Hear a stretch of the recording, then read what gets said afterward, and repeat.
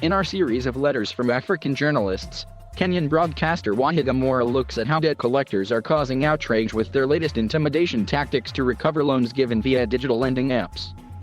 A pastor showed up in our newsroom in Kenya's capital, Nairobi, with a unique complaint. Over a week-long period, his phone had been inundated by calls from debt collectors who claimed that one of his congregants had nominated him as the guarantor to a loan that she had taken. At first, the man of cloth thought it was a joke, but after several annoying phone calls he moved from curiosity to bemusement and finally anger at how invasive this form of debt shaming was. The intensity of the phone conversations changed from day to day. Initially, the callers were polite and simply asked him to speak to his congregant to pay back the money she had borrowed the month before. But soon thereafter the callers became more aggressive and even crass, calling him a fake pastor who refused to speak truth to his congregation about the paying of debts and promising that they would make his phone explode with their incessant calls. To add insult to injury, they even abused his wife when she tried to intervene. For several days the pastor could not use his phone because he refused to comply with the demands of the callers.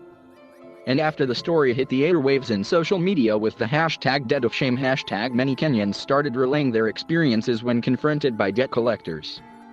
One Twitter user said he was warned that if I don't pay, they will come for my kidney. Another said she once borrowed 2,000 Kenyan shillings, and 10 days later they were on my neck.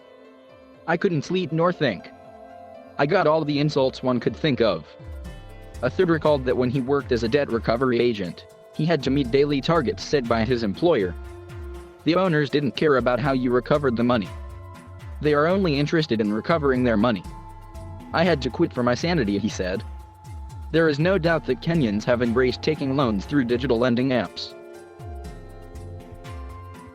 They are discreet, quick to access and require no collateral.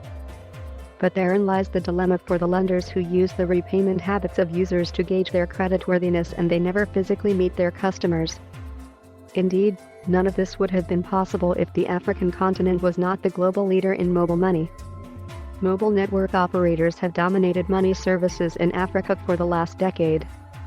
More recently, however, the spotlight has fallen on the financial technology companies that have established a solid footing, some backed by huge venture capital groups in Western and Asia markets. They capitalize on a gap in the lending sector where low-income earners have no access to credit because they lack employment opportunities, collateral or guarantors. But their entry into the African market has raised a storm over the fact that they are largely unregulated, and because of their perceived unethical style of doing business. They capture gullible young people into debt distress very early, and the companies shame them using unconventional techniques if they fail to pay. And while Kenyans have been quick to embrace these loans, some have described their interest rates as exorbitant.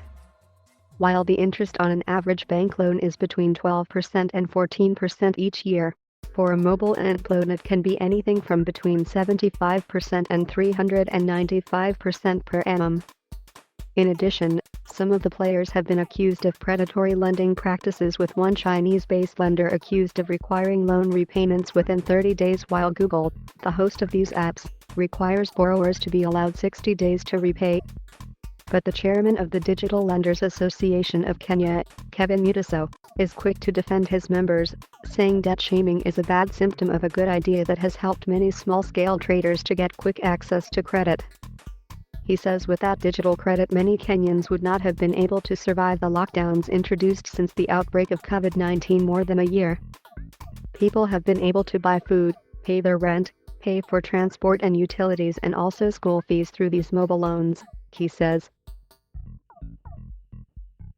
Whilst some believe regulation is the key to taming rogue lenders, others are concerned that regulation will stifle an industry that could hold the key to jobs and investment in an economy battered by coronavirus.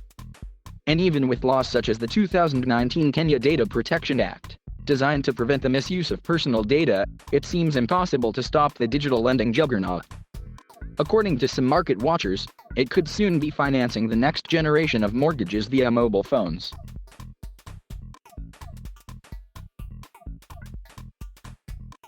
Thank you for watching. Please subscribe